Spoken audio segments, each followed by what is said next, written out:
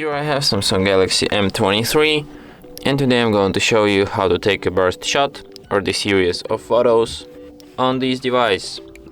So firstly, let's open camera, then tap on the gear icon to access its settings, then go to the swipe shutter button 2 and select take burst shot. And now when you swipe shutter button like this, okay, so we have to create more lightened surroundings, and you just swipe shutter button down like this, and after that it will take the burst shot.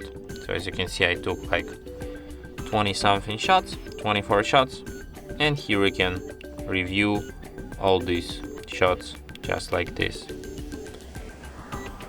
So yeah, and that's it. Thanks for watching.